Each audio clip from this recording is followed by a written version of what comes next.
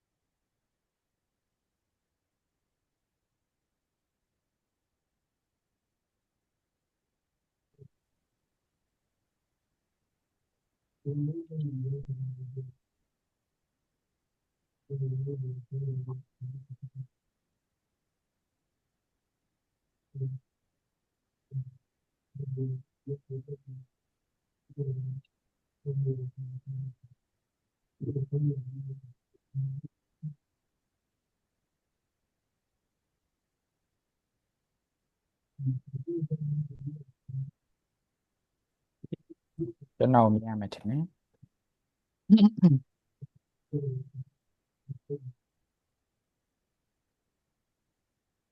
အဲဆိုကျွန်တော်တို့ဟွာလေးစလိုက်အောင်နော်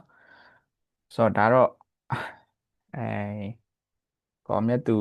group ကနေမှစီစဉ်ထားတဲ့ဒီ seminar လေးပေါ့နော်အဲဒီ seminar webinar လို့ခေါ်မှာပေါ့နော် webinar လို့ခေါ်မှာပေါ့အာဒီ webinar လေးကကျွန်တော်တို့အဲ28ရက်အတိုင်းလုပ်တယ်ပေါ့နော်ကျွန်တော်ကတော့ဒုတိယ group ထဲကိုရောက်သွားမယ်နောက်တစ်ခါဒုတိယရက်ဖြစ်မှာပေါ့နော်ဆိုတော့အားလုံးပဲမင်္ဂလာပါအဲ့တော့ကျွန်တော်နာမည်ကကိုကျော်သူနိုင်ပါကျွန်တော်က W1DU ကနေ B7 အကြောင်းပြီးပါတယ်ပြီးတော့ကျွန်တော် AND မှာProfessional Master in Toll Building သွားတက်ပါတယ်ဒီခါကျတော့ကျွန်တော် Structural Engineer အဖြစ်အသက်မွေးဝမ်းကြောင်းပြုပါတယ်ဆိုတော့ဒီဒီ seminar ကကျွန်တော်အတွက်ဆိုလို့ရှိရင်ဒီငလင်အပြီးပေါ့နော် seminar မဟုတ်ပါဘူး webinar ပါကျွန်တော်ရဲ့ဟိုအပြီးမှာအဲအကွေ့အပြီးမှာ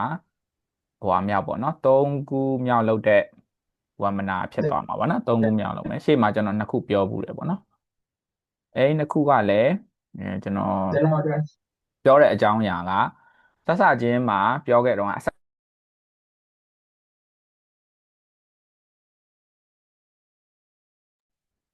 စစချင်းမှာကျွန်တော်တို့ဟိုလုပ်ခဲ့တယ်assessment တွေအကြောင်းပြောခဲ့တယ်ဒုတိယ webinar မှာကျတော့ကျွန်တော်က assessment ရဲ့နောက်တစ်ခါ restore အခြေအနေလောက်ရဲ့ကျွန်တော်ပြောခဲ့တယ်အခုတတိယနေရာမှာကျတော့ကျွန်တော်တို့ကတတိယအဆင့်ဖြစ်တဲ့ကျွန်တော် retrofit အကြောင်းတွေနည်းနည်းပြောရတော့မယ်ပေါ့နော်အဲဆိုအခုက restore တော်တော်များများလုပ်ပြီးနေပြီ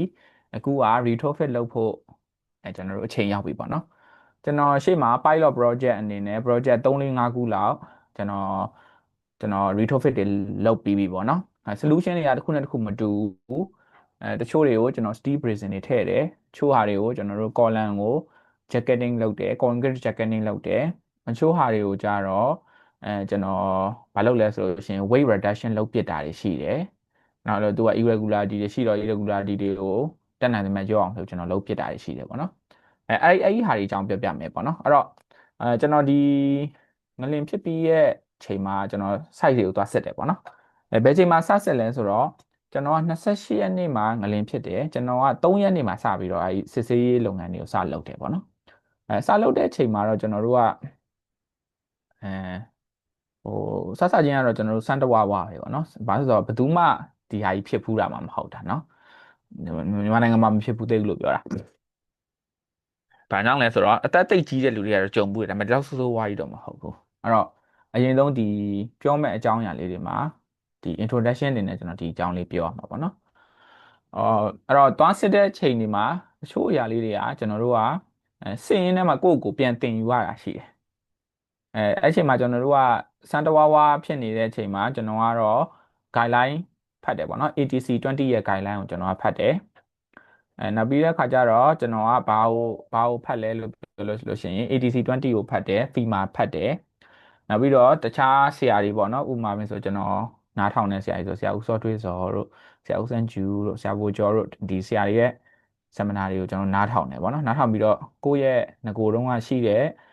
theory အခန်းနဲ့ကျွန်တော်တို့စစ်ဆေးတာတွေလုပ်တာပေါ့နော်အဲ့တော့ကိုယ့်ကိုဘယ်လိုလို့မြင်လာလဲဆိုတော့ဟာစုံတော့တယောက်လို့မြင်လာတာပေါ့နော်ဒါ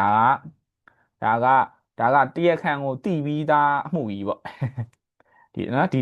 ဟာကိုတရားခံကိုတိပြီးသားပေါ့တရားခံမတူလဲဆိုတော့ဒီငလင်ပေါ့ဗျာနော်ငလင်ကတရားခံဒါပေမဲ့ငလင်မဟုတ်ပဲနဲ့ဂျားထဲမှာ hidden တရားခံတွေရှိတယ်ဟုတ်နော်အဲအကြောင်းပြောမယ်ငလင်ကတရားခံမှန်တယ်ဒါပေမဲ့အဲ့ဒီမှာအားပေးကူညီသူတွေရှိတယ်နော်ဒီအစာအုပ်တွေပျက်စီးအောင်လို့အစာအုပ်တွေပြုတ်အောင်လို့လုပ်ခဲ့တဲ့အားပေးကူညီသူတွေရှိတယ်နော်အဲ့လူတွေကတော့ hidden ပေါ့နော်အဲ့တရားခံတွေကိုကျွန်တော်တို့ဖော်ထုတ်ရမယ်ဒါပေမဲ့လောဆယ်မှာတော့ကျွန်တော်တို့ကစာအုပ်တွေကိုအရင်လုပ်ကြတာပေါ့နော်လောဆယ် victim ကိုအရင်ကယ်ကြတာပေါ့နော်အဲ့တော့တရားခံကြီးကိုသိတယ်ဒါပေမဲ့ဘလို့သူလှုပ်လိုက်လဲဆိုတဲ့ကိစ္စကိုကျွန်တော်တို့ကလိုက်ရှာတာနော်သူဘလို့လှုပ်လိုက်လဲပေါ့တော့ပထမဆုံးအကွေအကြောင်းလေးနည်းနည်းလေးပြောမယ်အကွေဘလို့ဖြစ်လဲဘယ်လောက်ပြင်းပြင်းထန်ထန်ဖြစ်သွားတယ်လဲဆိုတဲ့ကိစ္စလေးနည်းနည်းပြောမယ်ပြီးရင်လို့ရှိရင်ကျွန်တော်တို့က structural detective ပေါ့နော်ဒါတော့စုံတော့ကြီးဖြစ်သွားတာပေါ့စုံတော့ကြီးဖြစ်သွားပြီးတော့ကျွန်တော်တို့ကအဲ့မှာစုံတော့ညံနေရှောက်စဉ်းစားရတော့တာအာကျွန်တော်တို့ကြုံရတဲ့ဟာတွေကအများကြီးပဲဥပမာကော်လိုင်းကြီးကအကြီးပဲအဲ့ကော်လိုင်းကြီးကတကယ်တော့ကောင်းမယ်လို့ထင်တယ်ပေါ့မဟုတ်ဘူး तू ကကော်လိုင်းလေးကအထဲမှာတစ်သေးလေးအဲ့တစ်သေးလေးကို तू ကအုပ်ပတ်စီပြီးကြီးထားတာမျိုးတွေအဲ့လိုမျိုးတွေ့ရတယ်နော်နောက်ပြီးရင်အဲ့မှာပြောရမယ်ဆိုရင်ငလင်မှာအဲဟာပေါ့နော်ဒီအလုပ်လုပ်ခဲ့တဲ့အရင်တော့လုပ်ခဲ့တဲ့ပြောရမယ်ဆိုခိုးခဲ့တာတွေမှားခဲ့တာတွေအကုန်ပေါ်လာတာပေါ့နော်အဲ့ဒါတွေကိုကျွန်တော်တို့ကတွေ့ရတယ်ဆိုတော့ကိုယ်ဆုံးတော့တရားလို့စဉ်းစားပြီးတော့အဲ့ဒါတွေကိုကျွန်တော်တို့ရှာဖွေတယ်ပေါ့နော်ဒါပေမဲ့ကျွန်တော်တို့ကအပြစ်မတင်ပါဘူးအပြစ်မတင်ဘူးရှေ့လုပ်ခဲ့လို့အပြစ်မတင်ဘူးဘာလုပ်ရမလဲဘယ်လိုပြုပြင်ရမလဲဆိုတာကိုပဲကျွန်တော်တို့လေးပေးပြီးပြောခဲ့တယ်ပေါ့နော်အမှန်တမ်းပြောရင်ကျွန်တော်အင်ရှင်နဲ့တွေ့တဲ့အချိန်မှာရှေ့လူတွေလုပ်ခဲ့တဲ့အမှားတွေကျွန်တော်တို့တွေ့တာပေါ့ဒါပေမဲ့ကျွန်တော်တို့ကအဲ့အကြောင်းတွေမပြောခဲ့ဘူးပေါ့ပြောရင်လည်းသူရှေ့လူကိုပိုစိတ်ဆိုးယုံရှိမှာဒါပေမဲ့တခုတော့ရှိတယ်အချို့အင်ရှင်တွေကငကိုယ်လုံးကစောက်ခဲ့တဲ့လူတွေကိုတရားတွေဆွဲထားကြတာရှိတယ်နော်အဲ့ဒါလေးတွေကတော့အများကြီးဖြစ်ချင်းစရာရှိတယ်အဲ့တော့ဒီအကွေမှာကျွန်တော်ဘာတွေတွေ့ကြလဲဆိုတာပြောမယ်နောက်ပြီးရင်တော်တော်များများကိုစစ်ဆေးပြီးတဲ့အချိန်မှာဖြစ်တဲ့ပြက်တဲ့ဟာတွေကတူနီးပါးတွေပဲပေါ့နော်ဒီလိုဖြစ်တယ်ဒီနေရာမှာဒါရှိရင်ဒီလိုဖြစ်သွားတယ်ဆိုတာမျိုးကတဖြည်းဖြည်းနဲ့သူက common ဖြစ်လာတာနော် common ဖြစ်လာဟောနောက်တွေ့လဲအဲ့ဒါပဲနောက်တွေ့လဲအဲ့ဒါနောက်ခါကျကျွန်တော်ဘယ်လိုလုပ်လဲဆိုတော့ဟုတ်ပြီဒီစာအုပ်ကိုကျွန်တော်အရင်ကြည့်တယ်ကြည့်ပြီးသွားလို့ရှိရင်ကျွန်တော်စာအုပ်ထဲကမဝင်ဘူးပေါ့မဝင်သေးဘဲနဲ့ကျွန်တော်အပြင်လေးမှာရက်ပြီးတော့ဒီစာအုပ်ဆိုရင်ဘယ်နေရာတွေ damage ဖြစ်မယ်ဆိုတော့ကျွန်တော်အရင်မှန်းလိုက်တယ်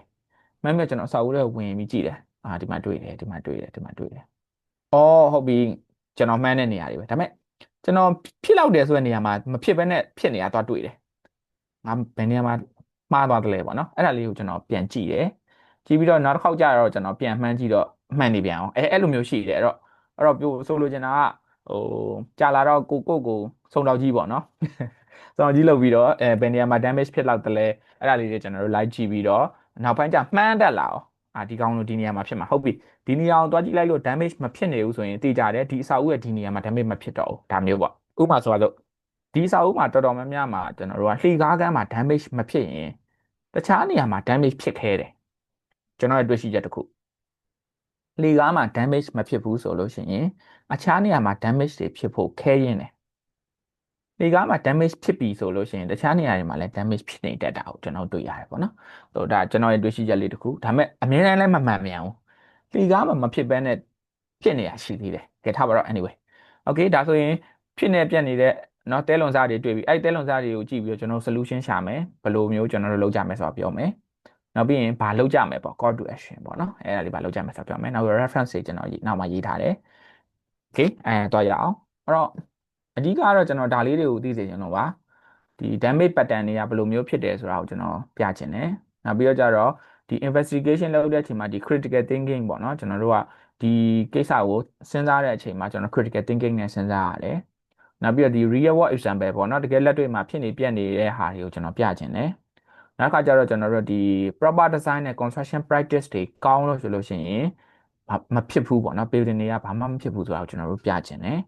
နောက်တစ်ခုကကြာပါလဲဆိုတော့ free experience နဲ့ဒီ classroom running ပေါ့ဟိုးရင်တော့ဆိုကျွန်တော်တို့ကကြောင်းမှာပဲတင်ဘူးတာလေ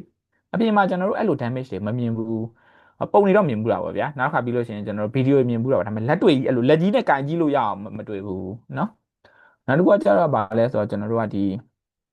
earthquake engineering နဲ့ retrofitting ကိုကျွန်တော်တို့ဆက်ပြီးတော့သင်ယူဖို့အတွက်ပေါ့အဲ့တော့ကျွန်တော်ဆိုခဏခဏလေးပြောတယ်အဲ့ဒီစကားတစ်ခုပေါ့နော်အော်လို့တို့တွေကလို့နော်ပြောရမယ်ဆိုရင်စာကသင်လို့မပြီးသေးဘူးလို့စံပွဲကရောက်နေပြီလို့အဲ့လိုသဘောတရားမျိုးပဲဘယ်လိုဖြစ်လဲဆိုကျွန်တော်တို့ကစံပွဲကရောက်နေပြီစာကသင်လို့မပြီးသေးဘူးကျွန်တော်တို့လည်းလေ့လာလို့မပြီးသေးဘူးအဲ့တော့ကျွန်တော်တို့လည်းလေ့လာလိုက်စမ်းကြည့်လိုက်ဟုတ်ပြီနော်အဲ့ solution ကိုစမ်းကြည့်လိုက်နောက်ပြီးရင်လက်တွေ့သုံးကြည့်လိုက်ဒီလိုလုပ်နေရတယ်နောက်တစ်ခုကကျတော့ကျွန်တော်တို့ဗာလဲဆိုတော့ engineering practice အရာဆိုရင်ရှေ့နောက်ပိုင်းမှာကျွန်တော်တို့ safety first ဆိုတာကိုအရင်ဆုံးကျွန်တော်တို့စဉ်းစားဖို့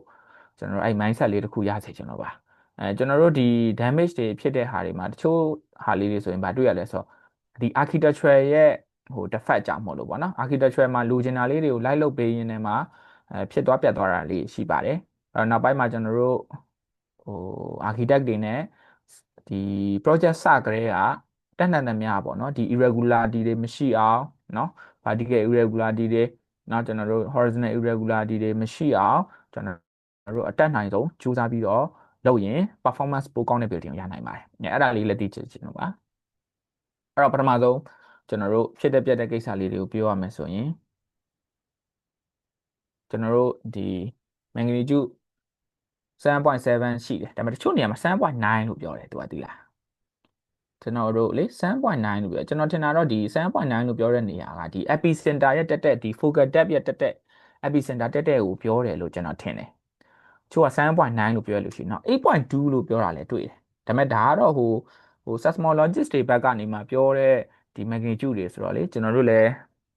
းဘယ်ဟာကပိုတိကျလဲဆိုတော့ပြောရတော့ခက်တယ်ဒါပေမဲ့ကျွန်တော်မြင်တာတော့ဒီ8.2လို့7.9လို့ဆိုတာတကယ်ကျွန်တော်တို့ငလျင်ဖြစ်တဲ့ epicenter တက်ကနေရာကိုပြောတာလို့ကျွန်တော်ယူဆတယ်ပေါ့နော်ဒါပေမဲ့ဘေးကိုရောက်သွားလေအဲ့ဒီငလျင်ရဲ့ဟာပေါ့နော်ကျွန်တော်တို့ဒီ magnitude ကနည်းသွားလေးပေါ့နော်ပြီးရင်ကျွန်တော်တို့ intensity map လေးပြပါမယ်အဲ့တော့ကျွန်တော်တို့ကငလျင်ဖြစ်ကြပြီပေါ့ဗျာ2028ခု2025ခုနှစ် March လ28မှာဖြစ်တယ်7:51မိနစ်လောက်မှာဖြစ်လိမ့်မယ်အဲ့တော့ကျွန်တော်ရန်ကုန်မှာလှုပ်သွားတာသိတယ်ကျွန်တော်မူးနေရလို့ထင်တယ်အဲ့ချိန်ကကျွန်တော်ဒီဇိုင်းလုပ်နေတာကျွန်တော်မူးနေရလို့ထင်တယ်ဒါပေမဲ့တော်တော်ကြီးကြာတယ်အိမ်ကလူတွေကတော့အဆင်ပြေတယ်ဒါပေမဲ့ကျွန်တော်ကတော့မပြေဘူးဘာလို့ဆိုကျွန်တော်ကပြေလို့လည်းမရဘူးကျွန်တော်က first floor မှာကျွန်တော်ခန်းလေးထဲမှာဒီဇိုင်းလုပ်နေတာဆိုတော့နောက်တစ်ခုကအိမ်ကလည်းကိုယ်တိုင်စောက်ထားဆိုတော့နည်းနည်းကိုယ်ကယုံကြည်ချက်ပြင်းထန်နေတယ်အဲ့တော့မပြေဘူးပေါ့အောက်ကလူတွေကျွန်တော်တို့မိသားစုတွေကတော့ပြေးပြီးအောက်ကနေမှကျွန်တော်အော်ခေါ်နေကြတယ်ပေါ့ဟာဒီကတိုးဆောက်ထားတာလို့ယုံကြည်ချက်ကတော့ပြင်းထန်တယ်ပေါ့နော်ဒါပေမဲ့ပြင်းထန်တာတော့မကောင်းပါဘူးပြေးစင်တယ်ပါတယ်ကျွန်တော်လည်းမလုပ်ပါနဲ့โอเคအဲ့တော့အရင်ဆုံးကျွန်တော်တို့ဒီ magnitude နဲ့ intensity ပေါ့နော်ဘာလေးနဲ့တူလဲဆိုတော့ကျွန်တော်တို့ကဒီ magnitude ဆိုတာကကျွန်တော်တို့ပြောတဲ့ဒီ7.7 magnitude ကိုပြောချင်တာဖြစ်တယ် intensity ဆိုတာသူ့ရဲ့ပြင်းထန်တဲ့ဟာပေါ့သူကတနေရာမတူဥပမာဒီ map လေးကိုကြည့်လိုက်ပေါ့နော်ဒီ map ဆိုတာ USGS ကနေမှပေးတဲ့ map ပေါ့သူကဘာနဲ့တူလဲဆိုတော့ကျွန်တော်တို့ပါပေါ့မီးလုံးထွန်းထားသလိုပဲမီးလုံးလေးရှိတယ်အဲ့မီးလုံးလေးနဲ့နီးလို့ရှိရင်ကျွန်တော်တို့ပိုလင်းမယ်ဝေးလေးအလင်းအားနဲဝါလေးအဲ့လိုသဘောတရားမျိုးပဲကျွန်တော်တို့ဒီငလျင်ဖြစ်တဲ့နေရာပေါ့နော်ငလျင်ဖြစ်တဲ့ဒီ fault line ကဖြစ်တဲ့နေရာနဲ့နီးလေကျွန်တော်တို့ဒီ magnitude ကများလေ intensity ကလည်းများလေဖြစ်မယ်နောက်ပြီးရင်ကျွန်တော်တို့ဝေးလေအဲ့ဒီဟာနဲဝါလေပေါ့နော်ဥပမာရန်ကုန်တို့ကဒီမှာကြည့်လိုက်ပေါ့ရန်ကုန်ဆိုနဲတယ်တွေ့လားရန်ကုန်ဆိုနဲတယ်ဒီသူကအဝါလောက်လေးပဲရှိတာเนาะအဝါလောက်လေးပဲရှိအဝါလေးနဲ့အစိမ့်လေးနဲ့ပဲရှိတာဒါကြောင့်မလို့ရန်ကုန်ဒီ intensity ရနဲတယ်ဟုတ်ပြီနော်အဲ့တော့ဝေးလေနဲလေလို့မှတ်ထားအဲ့တော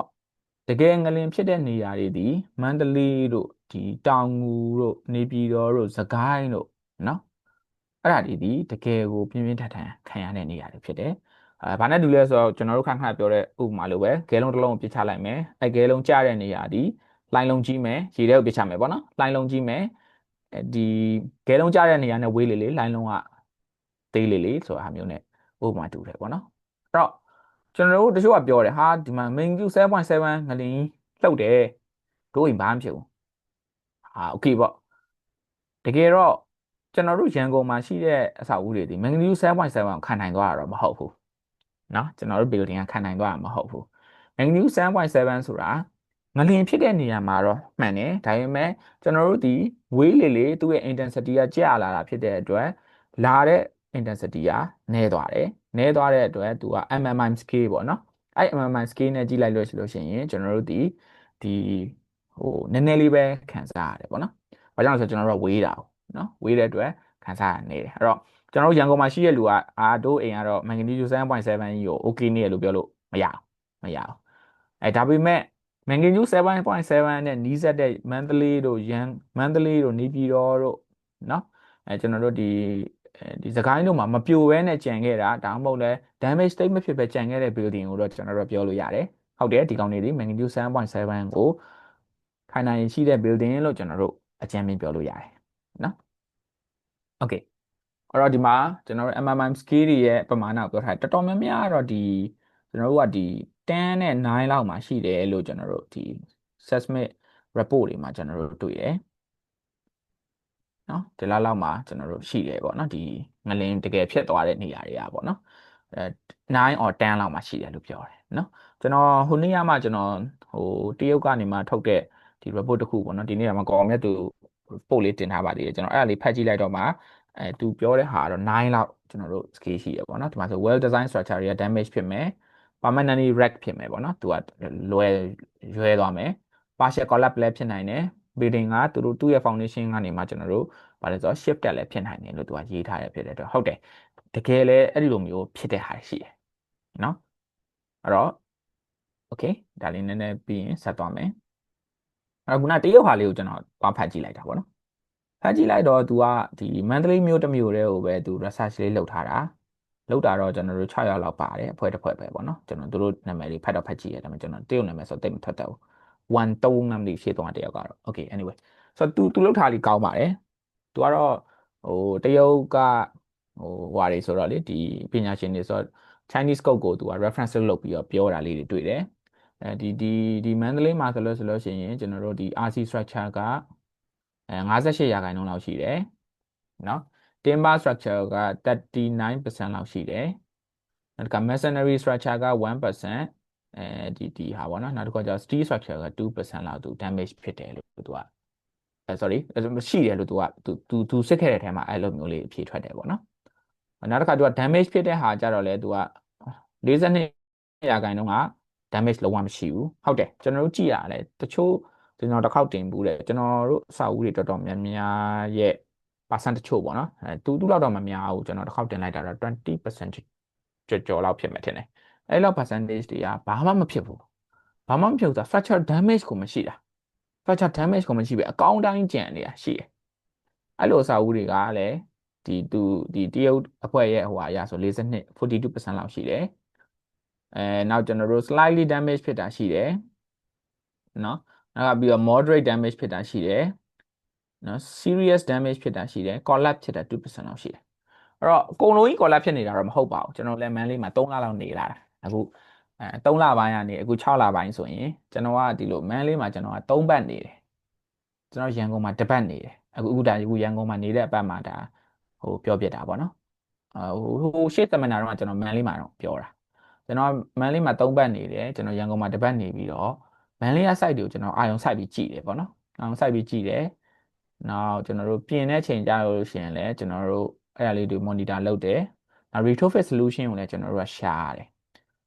retrofit လုပ်ရတဲ့ကိစ္စကကျွန်တော်တို့အတွက်ကြတော့ခက်တယ်ဘာလို့ခက်လဲဆိုတော့ကျွန်တော်တို့စီမှာ aspect drawing မရှိကြဘူး aspect drawing ကျွန်တော်ဘယ်လို့မှရှာလို့မရဘူး site တစ်ခုမှaspect drawing မရှိဘူးအဲ့တော့ aspect drawing မရှိတဲ့ခါကျွန်တော်တို့က detail တွေပြန်ပြီးတော့ data ကောက်ရတာနဲ့ foundation တွေမမြင်ရတော့တူးကြည့်ရတာနဲ့အဲ့လိုတွေလုပ်ရတာပေါ့နော်အဲ့လိုလုပ်တော့ခက်တာပေါ့နော်အဲ့တော့အဲ့ဒါတွေကိုကျွန်တော်အနီးကပ်ကြည့်ဖို့အတွက်ကျွန်တော်မန်းလေးမှာ3ပတ်နေတယ်ရန်ကုန်မှာ1ပတ်နေပြီးတော့ကျွန်တော် design လုပ်တယ်နော်အဲ့တော့ဒီမှာ तू ကဒီ response spectrum curve လေးကို तू ကဆွဲလိုက်တာပေါ့နော်ကျွန်တော်တို့ MMBC ကုန်းနဲ့လည်း तू ဆွဲတယ်သူရဲ့ Chinese ကုန်းနဲ့လည်းဆွဲတယ်နော်နောက်ပြီးတော့ကျွန်တော်တို့ဟိုပါပေါ့နော်အဲ့မှာ तू က cyclus နှစ်ခုနဲ့ဆွဲတယ် cyclus C cyclus D နဲ့ तू ခွဲပြီးတော့ဆွဲတယ်ပေါ့နော်အဲ့လိုဆွဲတဲ့အချိန်မှာထူးခြားတာလေးတစ်ခုကဘာလဲဆိုတော့ဒီ TG လေးကို तू ပေးထားတာပေါ့နော်အဲ့တော့ response spectrum curve ဆိုတာဘယ်လိုလဲဆိုတော့ तू ကဒီကျွန်တော်တို့ time ရယ်ဒီဘက်ကကျွန်တော်တို့ spectral acceleration ရယ်ကို तू ကနှစ်ခုအချိုးချတဲ့ဟာမျိုးနဲ့တွားတူတယ် ဆိုတော့ဥမာ time တစ်ခုရှိမယ်အဲ့ time ကနေမှကျွန်တော်တို့တက်ထောက်လိုက်မယ်ထပ်လိုက်မယ်ဆို RSP cap စီရောက်မယ်အဲ့ဒီ cap ကနေမှဒီဘက်ကိုကျွန်တော်တို့ဒီ y direction ကိုသွားလိုက်လို့ရှိရင်အဲ့ဒီ time မှာဘယ်လောက်ထိဒီဟိုပါပေါ့နော် spectral acceleration s a တန်ဖိုးဘယ်လောက်ရှိမလဲဆိုတဲ့ဟာကိုသူကယူပြီးတော့တွက်တာပေါ့နော်ဆိုတော့ပြောမယ်ဆိုလို့ရှိရင်ဒီမှာရှိတဲ့တန်ဖိုးလေးပေါ့နော်ဒီမှာရှိတဲ့ဒီ0တို့2တို့4တို့6တို့ဆိုတာဘာလို့ဆိုလိုတာလဲဆိုတော့ second ကိုဆိုလိုတာအဲ့တော့ပုံမှန်အပြင်ဆိုရင်ကျွန်တော်တို့ building ကတစ်ချက်ရှိရင် 0.1 second လို့ကျွန်တော်တို့အကြမ်းမြင်ယူဆလို့ရတယ်အဲ့တော့သူ့ရဲ့ natural period ကထားပါတော့နော်အမှ6ထပ် building ဆိုလို့ရှိရင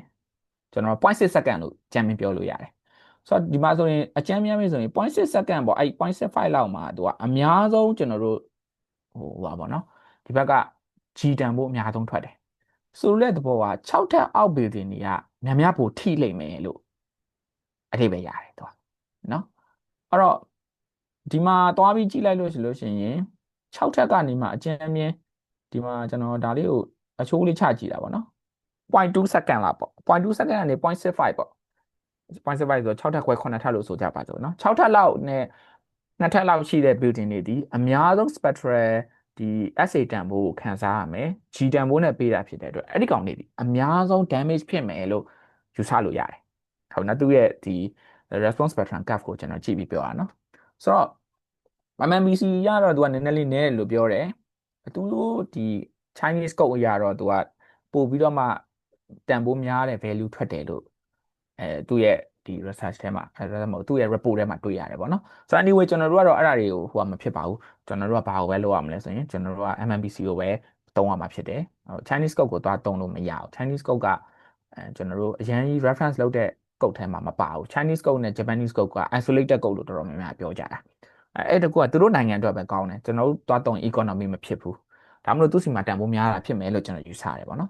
်ဒါကျွန်တော်ရဲ့ view ရယူဆချက်ပေါ့နော်အဲ့တော့ဘယ်လိုပဲဖြစ်ဖြစ်ကျွန်တော်တို့အစာအုပ်တွေတော်တော်များများမှာ6ထပ်နဲ့အောက် building တွေမှာပို့ပြီးတော့မှ damage ဖြစ်မယ်လို့အကြံပေးပြောနိုင်တယ်ဟုတ်ပြီနော်သူတက်မြင့်တဲ့ building တွေမှာလည်း damage ဖြစ်နိုင်တယ်ဒါပေမဲ့သူတို့လောက်ပြင်းထန်မှာမဟုတ်ဘူ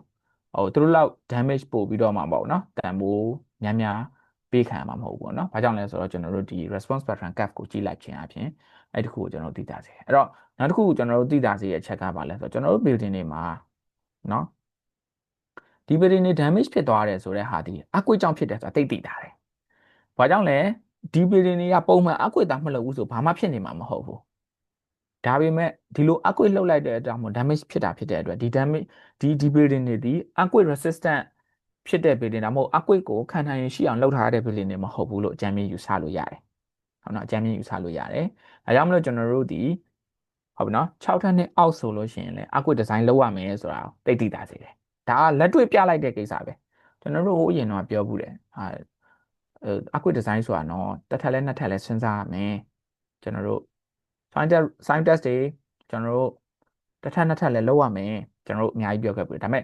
လုပ်လက်ကြလားမလုပ်ကြလားဆိုတော့မဖြစ်တဲ့အခါကျတော့လူတွေကမလုပ်ကြဘူးပေါ့နော်မလုပ်ကြတဲ့အခါကျတော့အခုမှကျွန်တော်တို့လုပ်ချင်လာတဲ့လူတွေအများကြီးပေါ်လာတယ်အဲလုပ်ချင်တဲ့လူတွေအများကြီးပေါ်လာတဲ့အတွက်ကျွန်တော်တို့အခု design တွေမှာဆိုလဲအဲ့ဒါတွေကိုအများကြီးစဉ်းစားနေပြီအခု swine ဆိုလဲဟိုရင်တော့ပေ40လောက်ပဲဆန်းတယ်အခုကုတ်ရဆိုရင်ကျွန်တော်တို့ပေ40ဆန်းလို့မရအောင်ပေ100ထိဆန်းရမယ်ပေ100 value ကိုမှကျွန်တော်တို့က average value ကိုသွားယူရတာကျွန်တော်တို့အဲ့က n value လေးတွေကိုယူပြီးတော့ကျွန်တော်တို့ကဟို depth လေးနဲ့စားပြီးတော့ကျွန်တော် value လေးရှာရတယ်ရှာပြီးတော့မှကျွန်တော်တို့ကသူကအဲ့ n value လေးကဘယ်လောက်လဲဆိုတာမျိုးကျွန်တော်တို့ကရှာပြီးတော့မှသူ့ရဲ့ site class ကိုခွဲရတာမျိုးပေါ့နော်အဲ့တော့ PDR ထိ swine data မရရင်ကျွန်တော်တို့ကဘယ်လိုလုပ်မှာလဲဆိုတော့မေးခွန်းချက်အခု100ထိစမ်းခိုင်းတော့ကောင်းတယ်ကျွန်တော်တို့အတွက်တခါတည်းအဖြေထွက်တယ်ပေါ့နော်โอเคအဲ့တော့ကျွန်တော်ရဲ့ဒီစစ်မဲ့ဆေးမဲ့ကိစ္စရဲ့ roadmap ကဒီတိုင်းပဲအဲ့တော့ကျွန်တော်ပြောရမယ်ဆိုရင်ကျွန်တော်တို့က3ဆင့်သွားတယ် rapid evaluation ဆိုတာအဲ့ဒါဖြစ်ချင်းကိစ္စလူတွေကဖြစ်ချင်းမှာဘယ်သူမှမနေရဘူး damage လေးနည်းနည်းဖြစ်လဲပြောရမယ်ဆို structural damage မဟုတ်ဘူး non structural damage ပေါ့ဥပမာကျွန်တော်တို့ဒီဟိုဟာတွေပေါ့နော်ဒီနိုင်ငံတွေမှာဖြစ်တာလောက်ပဲဖြစ်နေရဆိုပေမဲ့လည်းတို့ကမနေရဘူးအဲ့ချိန်မှာကျွန်တော်တို့ကမြန် rapid evaluation လုပ်ပြီးတော့လူတွေကိုပြန်နေဖို့ကြိုးစားတာပေါ့နော်နောက်တစ်ဆင့်ကကြတော့ကျွန်တော်တို့ကဒီမှာအဲ့မှာမှသူကဟိုပါပေါ့နော်အဝါဖြစ်ခဲ့တယ်ဆိုလို့ရှိရင် DD evaluation ကျွန်တော်တို့ကတော့သွားစစ်တဲ့ site တိုင်းကိုကျွန်တော်တို့ DD evaluation တန်းလုပ်တယ်။ဘာကြောင့်လဲဆိုတော့ဒီ rapid evaluation ဒီ engineer ဖြစ်ရင်ပဲဖြစ် engineer ပညာနဲ့ဆက်တဲ့လူပဲဖြစ်နောက်ဆုံး architect ပဲဖြစ် ကျွန်တော်ဒီ rapid evaluation လောက်ခွင့်ရှိတယ်လုပ်လို့ရတယ်ပေါ့နော်ဒါပေမဲ့ဒီ day evaluation ကြတော့ကျွန်တော်တို့က structure engineer မှလုပ်ရမယ်လို့ဖြစ်သွားပြီအဲ့တော့ structure engineer ဖြစ်တဲ့ကျွန်တော်ကကြတော့တန်းပြီးတော့ဒီ day evaluation တန်းပြီးလုပ်တယ်အဲ့လိုလုပ်တဲ့အခါမှာကျွန်တော်တို့ကဘာတွေတွေ့ရလဲဆိုရင်